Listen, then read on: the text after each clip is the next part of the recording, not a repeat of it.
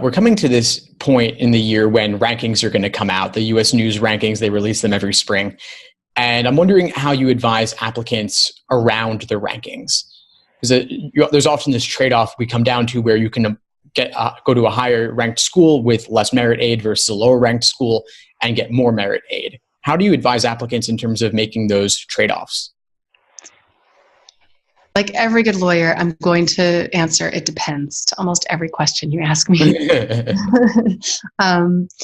It does depend because I think, and again, you have to think about where, I'd say the first question is, where do you plan to practice law?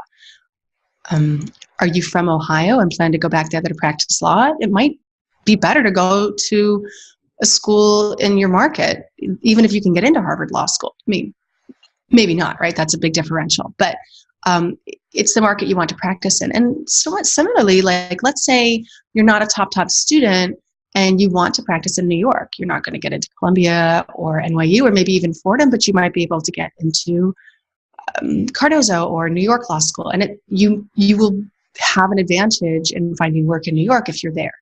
And so, I'm looking at each applicant and where she or he is in the career and in life. And for some people, it's very important to have a name. I mean, if this guy's going to head right back to China and needs a particular name on his resume. For somebody else, it's more about the market. For someone else, it's the program. So I would say it's changed a lot over the last 10 years in terms of money. Law school, like every other aspect of the educational market, has become incredibly expensive. And by the same token, aid is offered, or merit aid is offered, I would say, more frequently at many schools than it used to be. And so you have to do your own calculus on that. Are you going to do public interest law and you really, want to be out of debt very quickly, or government work or human rights work? Then you might choose that school that's less expensive. But it really depends on your long-term goals. I went into plenty of debt for my own law school education, but I was able to pay it off rather quickly because I was in, the New York City market, and it was a different time when employability was very high.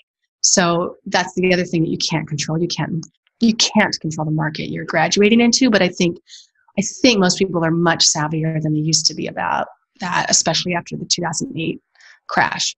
In terms of really being aware of the debt they're going into, and the fact that even at a top 20 school, if the market's awful, they may not be able to pay that debt off quickly. So I do see applicants who are much more open-eyed about that than they used to be. Yeah, it sounds like it's honestly something as simple as doing the research and having a good idea of what you want to be doing and why. I mean, I would say that for any graduate school application, right? It's a good idea. But listen, it's hard. Many people are applying right from college.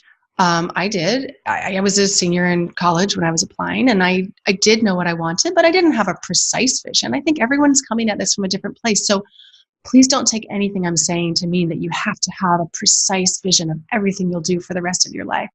Of course not. I mean, there's so much learning and growth that goes on in law school and so many opportunities. So that raw interest, the one internship you did, that's plenty if it's a real genuine interest and you have the aptitude for it.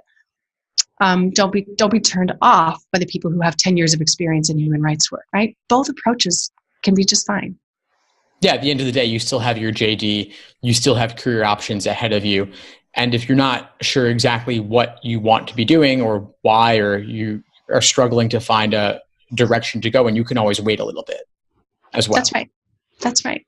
One thing that comes up to mind for me is that if you're not sure exactly what you want to be doing, let's say you're in the winter or spring of application time and you're finding that you're struggling with your why in terms of your personal statement, there's no deadline on this. You can always wait to apply the next cycle, right?